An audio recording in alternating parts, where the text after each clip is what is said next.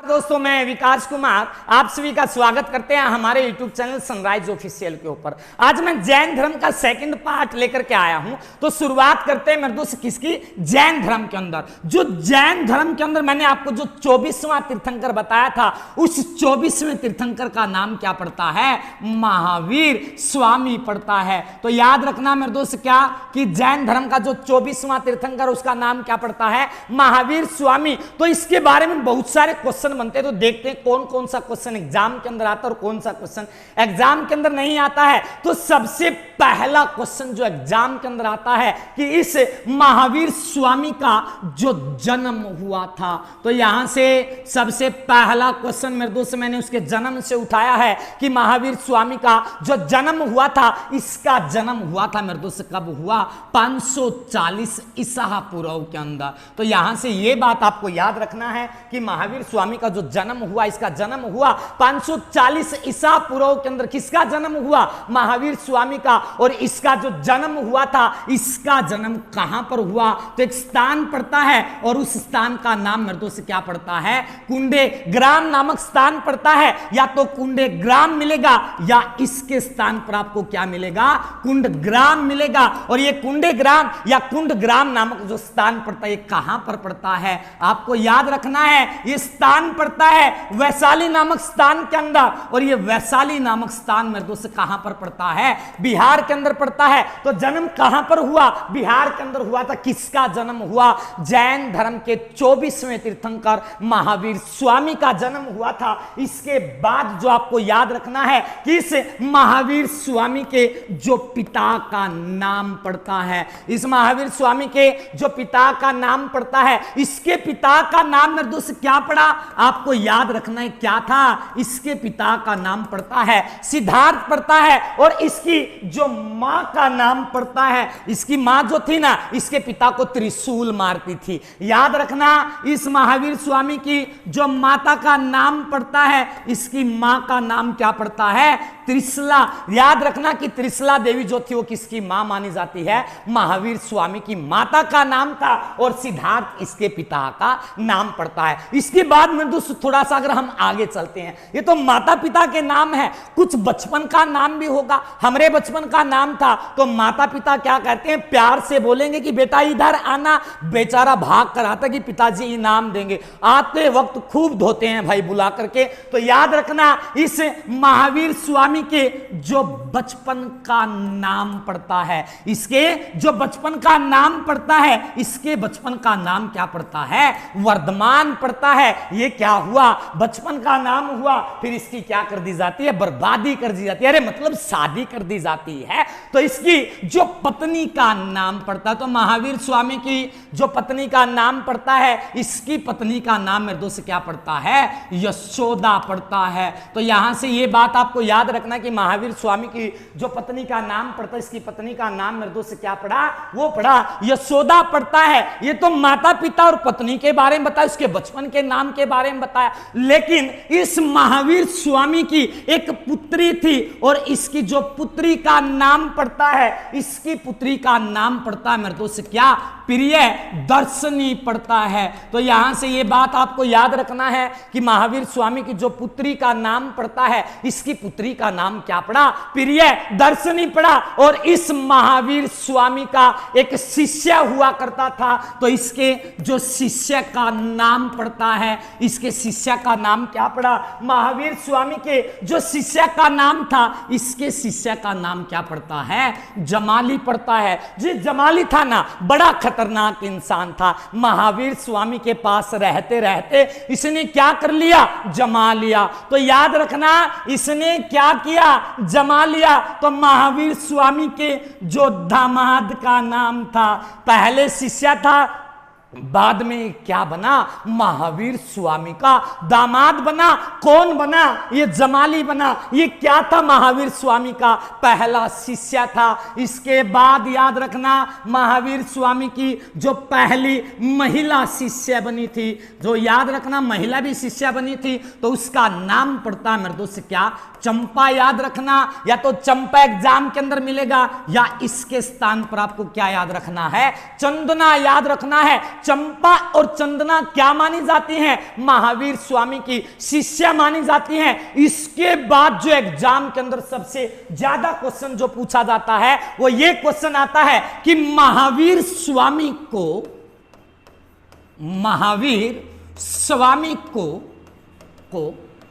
जो ज्ञान प्राप्त हुआ था, महावीर स्वामी को जो ज्ञान की प्राप्ति हुआ ना, इसको ज्ञान की प्राप्ति हुआ था मेरे दोस्त कितने वर्ष की उम्र में? 42 साल की उम्र में। तो यहां से ये बात आपको याद रखना है, महावीर स्वामी को जो ज्ञान का प्राप्ति हुआ, ये 42 साल की उम्र में इसको ज्ञान प्राप्त हुआ था।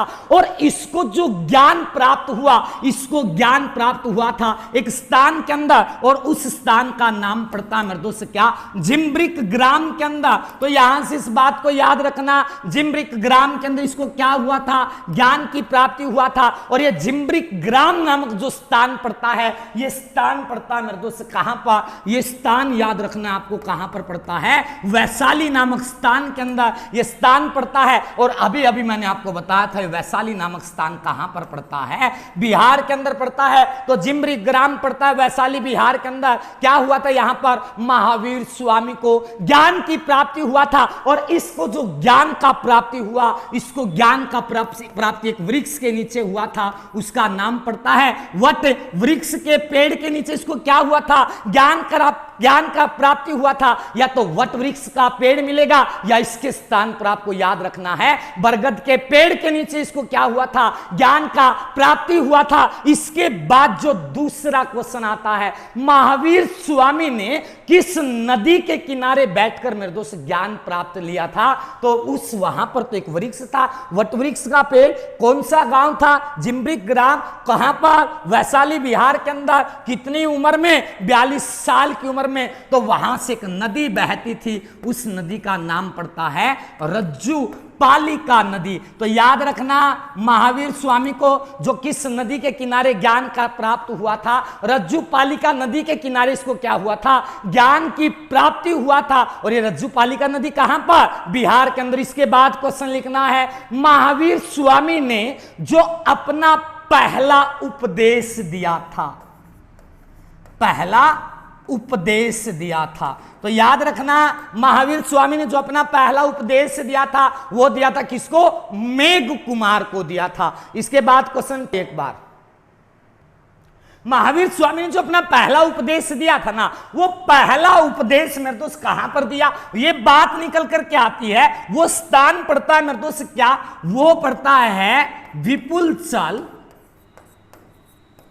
चल माउंट राजगृह के अंदर। ये विपुलकल नामक जो स्थान है ना, ये स्थान कहां पर पड़ता है? राजगृह के अंदर। और राजगृह नामक स्थान कहां पर पड़ता है? बिहार के अंदर पड़ता है। और यहां पर इसने क्या दिया था? अपना पहला उपदेश दिया था। और अपना पहला उपदेश किसको दिया? उस व्यक्ति का नाम पड़ता है मेरे दोस्त क्या? मेघ कुमार को दिया था। तो यहां से ये बात याद रखना है, महावीर स्वामी ने जो अपना पहला उपदेश दिया विपुलचल माउंट राजगृह के अंदर दिया था, जो कि बिहार के अंदर पड़ता है। और जो पहला उपदेश दिया था मेरे दोस्त किसको दिया था? मेघ कुमार को दिया था। एक क्वेश्चन बचा भाई, पीछे रहता एक क्वेश्चन। एक बात आया था कि महावीर स्वामी को जो ज्ञान का प्राप्ति हुआ ना, तो ज्ञान की प्राप्ति के बाद एक क्वेश्चन बड़ा इंपॉर्टेंट है कि ज्ञान की प्राप्ति के बाद महावीर स्वामी को क्या कहा जाने लगा? बात निकल कर क्या आती है मेरे दोस्त क्या? कि ज्ञान की प्राप्ति के बाद महावीर स्वामी को क्या कहा जाने लगा? तो उसको कहा जाने लगा था मेरे दोस्त क्या? कि महावीर स्वामी का एक ऐसा व्यक्ति था जो अपनी इंद्रियों पर नियंत्रण कर सकता था। महावीर स्वामी जो था ना, वो क्या कर सकता था? अपनी इंद्रियों पर क्या कर सकता था? इंद्रियों पर नियंत्रण कर सकता था। तो याद रखना, महावीर स्वामी जो था वो क्या था? वो अपनी इंद्रियों पर नियंत्रण कर सकता था, और इंद्रियों पर जो नियंत्रण कर सकता उसको क्या कहा जाता है, मतलब इस इंद्रियों बोले या इसके स्थान पर आपको क्या मिलेगा, जीन मिलेगा। और जो अपनी इंद्रियों पर नियंत्रण कर सकता उसको क्या कहा जाता है, उसको कहा जाता है मेरे दोस्त, याद रखना, जैवलिन कहा जाता है। तो यहां से ये बात याद रखना, जो इंसान अपनी इंद्रियों पर नियंत्रण कर सकता उसको क्या कहा जाता है, जैवलिन कहा जाता है। इसके बाद आपको जो याद रखना है, इस जैन धर्म के अंदर 2 जैन संगतियां हुई थी। तो यहां से ये याद रखना, जैन धर्म के अंदर कितनी जैन संगतियां हुआ, तो याद रखना 2 हुआ था। जो पहली जैन संगति हुई थी, जैन जो संगति हुआ था, तो कई किताबों के अंदर इसका जो डेट मिलता है, इसका जो सन मिलता है वो अलग अलग मिलता है। तो वो क्या मिलता है, पहली जैन संगति हुआ था एक, कई किताबों के अंदर तो 322 मिलेगा, 322 से लेकर के 298 मिलेगा, और कई किताबों के अंदर 300 से लेकर 298 मिलेगा कि पहली जैन संगति हुआ था मेरे दोस्त, इतने में हुआ था। इन दोनों के अंदर जो आंसर सही माना जाता है, जो इसका आंसर ठीक माना जाता है, इसका आंसर मेरे दोस्त 300 से 298 के अंदर इसकी जो पहली जैन संगति हुआ था ये माना जाता है। और जो पहली जैन संगति हुआ था, इस पहली जैन संगति की शुरुआत कहां पर हुआ था, पाटलिपुत्र के अंदर हुआ था। तो याद रखना, पहली जैन संगति की जो शुरुआत हुआ कहां पर हुआ, पाटलिपुत्र नामक स्थान पड़ता है। तो ये ले भाई, पाटलिपुत्र नामक स्थान पड़ता है, और ये पाटलिपुत्र नामक जो स्थान पड़ता है कहां पर पड़ता है, बिहार के अंदर। और जो पहली जैन संगति हुआ था, इस जैन संगति की जो अध्यक्षता किया था, तो यहां से ये बात आपको याद रखना है कि पहली जैन संगति की जो अध्यक्षता किया था, इसकी अध्यक्षता किसने किया था, तो उसका नाम पड़ता है मेरे दोस्त क्या, सथुल बाहु नाम का एक व्यक्ति था। तो याद रखना, सथुल बाहु ने इसकी क्या किया था, जैन संगति की, पहली जैन संगति की मेरे दोस्त से अध्यक्षता किया था। और इस जैन संगति के अंदर जैन धर्म कितने भागों में बटा था, 2 भागों के अंदर। एक भाग का नाम पड़ता है मेरे दोस्त क्या, श्वेतांबर, और दूसरे भाग का नाम क्या पड़ता है, दिगंबर पड़ता है। तो यहां से ये बात भी आपको याद रखना है कि पहली जैन संगति के अंदर जैन धर्म कितने भागों में बटा, 2 भागों के अंदर। पहला श्वेतांबर और दूसरे का नाम क्या पड़ा है,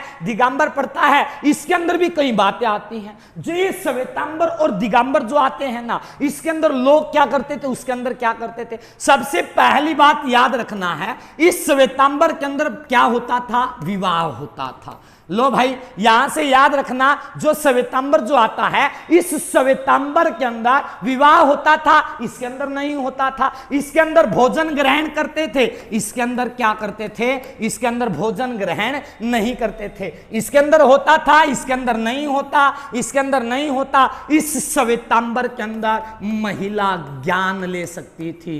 तो याद रखना, श्वेतांबर जो था, इसके अंदर महिलाएं ज्ञान ले सकती थी, लेकिन इस दिगंबर के अंदर महिलाएं ज्ञान नहीं ले सकती थी। तो यहां से यह बात आपको याद रखना है। इसके अंदर कपड़े पहनते थे, इसके अंदर कपड़ा नहीं पहनते थे, खाना खाते थे, खाना नहीं खाते थे, यह बात याद रखना है। इसके बाद में दोस्तों थोड़ा सा अगर हम आगे चलते हैं, थोड़ा सा आगे चलते हैं, यह तो हुआ पहली जैन संगति। इसके बाद आपको क्या याद रखना है, दूसरी जैन संगति याद रखनी है। जो दूसरी जैन संगति जो हुआ ना, ये दूसरी जैन संगति हुआ 512 ईस्वी के अंदर। तो यहां से ये बात याद रखना है, दूसरी जैन संगति कब हुआ था, 512 ईस्वी के अंदर हुआ था। और 512 ईस्वी के अंदर जो दूसरी जैन संगति हुआ वो कहां पर हुआ, एक स्थान पड़ता है, उस स्थान का नाम पड़ता है वल्लभी नामक स्थान पड़ता है। और ये वल्लभी नामक स्थान कहां पर पड़ता है,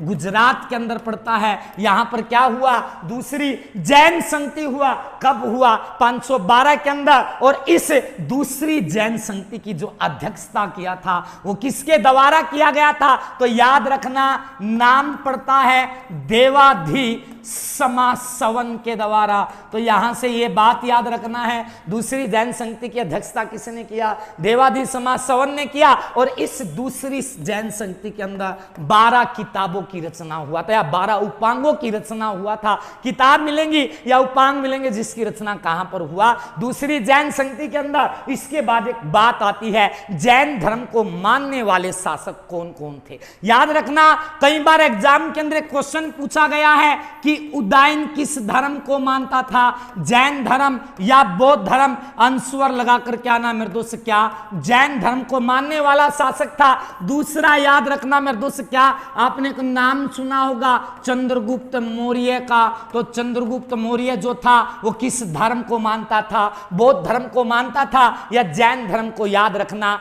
जैन धर्म को मानता था। इसके बाद तीसरी आती है, नाम पड़ता है खारवेल नरेश। कलिंग के अंदर एक नाम आता है कलिंग नरेश खारवेल। तो याद रखना, कलिंग जो था उड़ीसा का पहले नाम था। कलिंग के जो नरेश थे, कलिंग के नरेश खारवेल। और चौथा आता है गुजरात के सोलंकी शासक। गुजरात के सोलंकी शासक। जो गुजरात के सोलंकी शासक थे, ये किस धर्म को मानते थे? जैन धर्म को। इसके बाद लास्ट क्वेश्चन लिखना है, इस महावीर स्वामी की जो मृत्यु हुआ था, मृत्यु 68 वर्ष की उम्र में 468 ईसा पूर्व के अंदर इसकी मृत्यु हुआ था। और इसकी मृत्यु हुआ था मेरे दोस्त कहां पर? पावापुरी नामक स्थान पड़ता है। और पावापुरी नामक स्थान कहां पर पड़ता है? बिहार के अंदर। ऐसे ही वीडियो देखने के लिए जुड़े रहे हमारे साथ। धन्यवाद।